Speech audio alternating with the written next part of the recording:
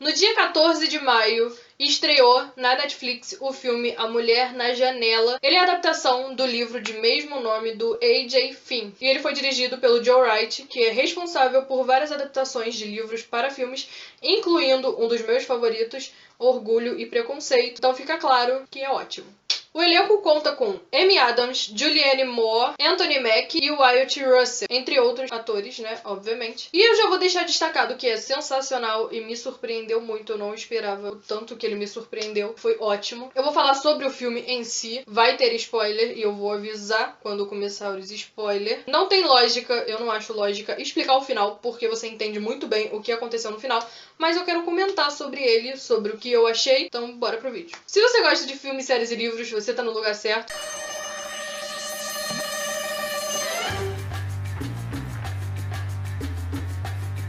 Meu nome é Hilary e seja bem-vindo ao Uniliterário Clube. Se você já faz parte do clube, já deixa seu like. Se você ainda não faz parte, se inscreve, deixa o like e ativa o sininho para receber as notificações do canal. E siga a nossa página do Instagram, que vai estar aqui na tela. No suspense, a gente é apresentado a Anna Fox. Ela é uma psicóloga infantil e agorafóbica. A agorafobia é um transtorno ansioso no qual a pessoa tem um medo de situações em locais públicos e ela basicamente não consegue sair de casa e quando ela tenta, ela acaba tendo crises de ansiedade ou de pânico. A rotina dela é basicamente receber comida, ter sessões com seu psiquiatra e conversar com o marido e a filha dela. Mas por ficar o tempo todo dentro de casa, ela acaba adquirindo um hobby um tanto inusitado, mas que a gente faz nos dias de hoje normalmente, que é vigiar a vida dos vizinhos. E é quando numa noite, depois que a casa do outro lado da rua foi alugada, ela vê pela janela um crime acontecendo. Por ser uma pessoa reclusa, que toma remédios controlados com vinho, que é destacado várias vezes como algo perigoso e que causa alucinações, ela não é uma fonte muito confiável. O que deixa a gente pensando se deveria ou não acreditar no que ela tá falando, no que ela tá retratando. Tudo no filme é para prender o espectador, desde a gravação aos elementos do cenário e essas coisas assim. Nós temos muitas referências de obras de Hitchcock, por exemplo. Logo no início nós vemos uma cena do filme, né, passando na televisão, que é o Janela Indiscreta, que fala sobre um fotógrafo que tá confinado em casa e observa a vida dos vizinhos com uma câmera e acaba vendo coisas que fazem ele acreditar que um crime foi cometido ali onde ele estava, né, de butuca. Apesar dos dois filmes serem totalmente diferentes, faz menções ao fato de que a Anna depois começa a observar a família, né, os Russell, os vizinhos novos, por uma câmera fotográfica. As cenas sempre são calculadas para dar a sensação de que estamos passando o mesmo que a Anna. Como, por exemplo, a casa que ela vive é realmente enorme, né, um casarão, mas tá sempre escura, o que faz parecer que ela tá num lugar pequeno e apertado e acaba causando confusão na gente mesmo, ou nas cenas em que ela se sente desconfortável e com medo quando ela tá, tipo, andando pela casa e ouvindo coisas e vendo coisas. Como a Amy Adams entrou no personagem foi realmente incrível e a forma como ela comove a gente é, tipo, de tirar o fôlego. A partir daqui tem spoiler. Depois da chegada dos Russell, né, os vizinhos da casa da frente, a Anna ela recebe a visita do Ethan, que é o filho da família vizinha, que ela logo simpatiza por ele ser um garoto, né, jovem, e eu imagino eu que por estar claro que ele tem algum problema, algum transtorno. E recebe também a visita de uma mulher que ajudou ela quando no Halloween algumas crianças tacaram ovos na porta da casa da Anna, né, e ela acabou tentando sair para brigar com as crianças, mas acaba que ela tem uma crise. E essa mulher, que ela presume ser a Jenny Russell, ajuda ela a entrar de volta em casa e respirar e ficar bem. Alguns dias depois acontece o assassinato da suposta Jenny Russell e a Anna, que acredita que tenha sido o Alistair, que é o marido da Jane, né, o suposto marido da Jane. A Anna acredita que ele é o responsável por matar a esposa por causa do comportamento agressivo que ele tem. Então ela liga pra polícia e denuncia. Mas logo a Jane aparece viva e com outro rosto. Não era aquela mulher que ela tinha conhecido. Aí que começa a mexer com a gente, porque eu realmente parei pra pensar e, tipo, será que ela tava alucinando com aquela mulher? Então faz a gente questionar muito, porque tudo indicava que sim, ela estava alucinando. Ela fica apertando nessa secla de que aquela mulher, né, a segunda Jane Russell, né, a Jane Russell que apareceu junto com o marido, era fake, e que o marido tinha matado a verdadeira e tinha colocado aquela ali no lugar, tipo, só pra justificar mesmo porque que a outra não estava lá. Eu imagino que a Anna tenha sentido o apreço, né, pela Jane, pela suposta Jane. Então ela queria proteger o Ethan do pai agressivo para que ele não tivesse o mesmo fim que a mãe. E como eu falei, ela acaba perdendo a credibilidade pela situação que ela se encontrava. O Alistair mesmo diz que como a polícia poderia confiar nela sendo uma mulher bêbada e que vivia reclusa e tudo mais. Com o passar do tempo e a situação recente, a gente vê a Anna afundando ainda mais na depressão, né? E isso fica claro quando a gente repara na aparência dela, tipo assim, no início ela já tava um pouco pra baixo, mas ao longo do filme ela vai afundando cada vez mais, então ela já não troca mais de roupa, né? Já não trocava, agora tá pior ainda. Os olhos estão cada vez mais fundos e o cabelo cada vez mais bagunçado, e ela nunca penteia o cabelo e tudo mais. Pelo fato de a gente saber que ela é agorafóbica, a gente também sabe que provavelmente ela teve algum trauma, porque a maioria das pessoas que são agorafóbicas tiveram um trauma, né, pra chegar naquele ponto. Então, ao longo do filme, vai aparecendo algumas cenas que são os vislumbres do que parece ser o trauma dela. E, inclusive, a maioria das vezes em que ela acordou do sonho que, tipo, desse trauma dela, entendeu? Então ela sempre acordava, tipo, tum, do nada, assim, meio bizarro. Mas o final, com certeza, é a grande reviravolta, porque é quando a gente descobre que a Anna, na verdade, tinha perdido a família dela. Ela perdeu a família dela num acidente de carro durante uma viagem para ter o Natal perfeito. Quando ela cai em si, é como se tivesse uma chave que virasse dentro da cabeça dela. E ela até pede desculpas à polícia e à família Russell, né, por essa confusão toda e por ter metido eles no meio da loucura dela. Da loucura não, né? Da loucura, vamos dizer loucura. E a gente vê que naquele momento ela aceita o que aconteceu. Ela não estava conseguindo aceitar o fato da morte da família dela.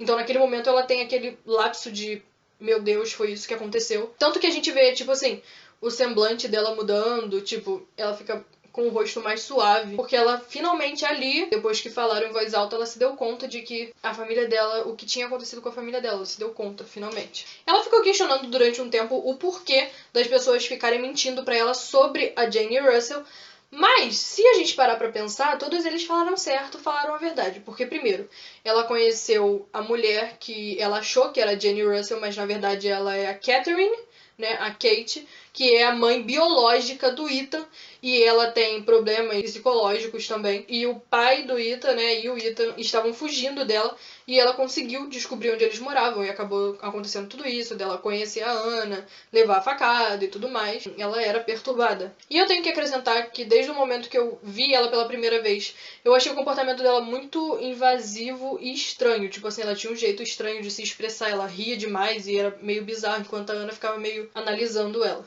A Anna, ela tava cansada, né, de sentir culpa e tudo mais, até porque a família dela morreu por culpa dela, porque ela teve um amante, ela achou que uma viagem, né, pra fazer o Natal perfeito, meio que colocaria as coisas no lugar. Mas na estrada, né, a caminho do destino, um número desconhecido liga pra ela, e supondo que fosse o amante dela, ela não quis atender. Então, ela e o marido dela basicamente, tipo, brigam assim de mão pra pegar o celular, e o celular dela acaba caindo no banco de trás. Quando ela se estica pra pegar, o carro desvia da estrada e eles acabam descendo, né? E o carro acaba capotando e matando a família dela. E é nesse momento que a gente vê como aconteceu toda a cena, né, do acidente. Porque é uma cena muito emocionante, que acontece o monólogo dela falando sobre o acidente e tudo mais. O carro, né, que eles botam na cena da sala onde tá, tipo, ela e os policiais e a família Russell. Quando ela ainda pediu desculpas a eles, o policial falou sobre a morte da família dela, ela viu o carro, tipo assim, a imagem, né, o carro na neve, capotado e tudo mais, e ela teve um monólogo dela ali, e foi uma cena muito emocionante, e eu quase chorei. E naquele momento que ela fica, tipo, foi isso realmente que aconteceu, por isso que ela teve um pânico tão grande quando percebeu o que tinha acontecido, quando ela aceitou o fato. Aí a gente pensa, não pode piorar. Pode sim, e piora. A Anna conseguiu achar uma prova que a Kate era verdadeira, que a Kate existia e tinha ido lá falar com ela. Até aquele momento que ela pediu desculpa à polícia, todos eles estavam desacreditando dela. Tanto que tem até a parte que ela fala, tipo, eu sei como vocês estão me olhando e eu não estou louca e tudo mais. E no meio dessa bagunça toda e o fato dela estar ainda mais abalada, né, psicologicamente, a Ana é atacada pelo Ethan, que a gente descobre no final ser o assassino da própria mãe. Ele conta pra Ana que ela seria a sua próxima vítima, que quando eles se mudaram, a corretora disse, né, que a Ana era sozinha e contou mais ou menos o que aconteceu com a família dela. Então, ele pensou que a Ana seria uma presa fácil, que ninguém daria falta e que provavelmente não teria uma investigação assim, daquelas, oh, meu Deus, enorme. Ele chega a contestar isso dizendo que, já que a Ana queria morrer, porque antes dele atacar ela, ela gravou um vídeo de suicídio e ela planejava tomar um coquetel dos remédios dela lá pra poder se suicidar. E a gente descobre que ele tava fazendo frogging, né? Tipo, igual naquele A Espreita do Mal que o pessoal tava vivendo na casa dos outros. Então, ele tinha 5 dias mais ou menos que tava morando na casa dela e ela nem reparava. Ele, em outras palavras, disse que estaria ajudando ela pelo fato dela não se importar de morrer. Só que a Ana prova o contrário, né? Ela luta com o Ethan pra sobreviver. Inclusive, ela precisa passar por cima, né, da agorafobia dela. Porque tem um momento durante a perseguição, né, do Ethan com ela dentro da casa em que ela vai pra uma área externa, né? Parece ser um terraço. E ela precisa sair pra sobreviver, pra fugir do Ethan. Então ela acaba vendo que a vida dela valia sim a pena, que não era em vão e que ela queria viver. Uma das coisas que tem ligação com o início do filme é sobre essa cena que, enquanto eles estavam no terraço, né, brigando e tudo mais, a Claraboia, no início do filme, a Ana fala pro inquilino dela, né, que vivia lá no porão, que a Claraboia estava ruim e ele vai lá dar uma olhada e tudo mais e diz que a Claraboia tá quebrada. E quando ela tá lá em cima no terraço brigando com o Ethan pra sobreviver, ela joga o Ethan em cima da Claraboia e força ele pra poder a Claraboia quebrar de vez mesmo. E ele cai, né, despenca ela de cima e acaba morrendo. Depois de tudo isso, ela vai pro hospital e o policial que estava responsável pela investigação pediu perdão a ela por não ter acreditado nela. E acaba entregando o celular a ela, né, dizendo, tipo, que tinha visto o vídeo de suicídio dela. E ela ficou tipo, todo mundo já viu? E ele falou que não, que ele era o único que tinha visto, mas que ia fingir que não tinha encontrado o celular dela, que o celular dela, por mágica, tinha aparecido perto dela e que daqui a 1 hora ele voltaria pra pegar o celular dela pra colher provas. Então ela poderia pagar o que quisesse do celular. E eu achei essa parte muito fofa, porque apesar dele ter errado, dele não ter acreditado na Ana, ele tentou se redimir pelo menos, né? E deu a chance a ela de não se sentir envergonhada por conta do vídeo de suicídio dela. Aí passa um tempo, né, que são 9 meses depois de todos os acontecimentos, aparece ela novamente, só que assim, agora ela tá arrumada, né, de cabelo penteado, usando jeans e bota, e a casa tá toda vazia, e é quando ela consegue sair de casa. Essa parte é muito importante porque depois de tudo que aconteceu, ela percebeu que valia a pena continuar vivendo, e ela teve a coragem pra sair de casa e enfrentar os medos dela. Então eu achei que foi incrível a encenação dela e como ela foi da pessoa traumatizada e destruída pra uma pessoa reconstruída e que conseguia viver. É isso, aí ela consegue sair e tudo mais, e ela vai embora, né, da onde ela morava. Acho que eu já deixei bem claro durante a explicação e as minhas opiniões que eu realmente amei esse filme. Eu amei como tudo nele se encaixou desde o início ao fim, como o cenário era muito bem produzido pra trazer aquela sensação, a sensação certa que a gente precisava das cenas.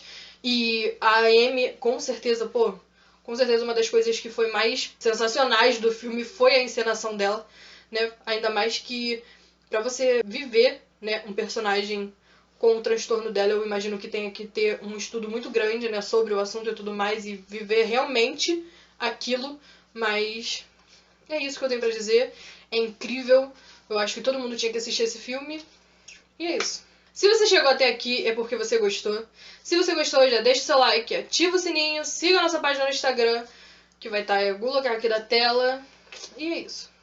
Beijão e até a próxima.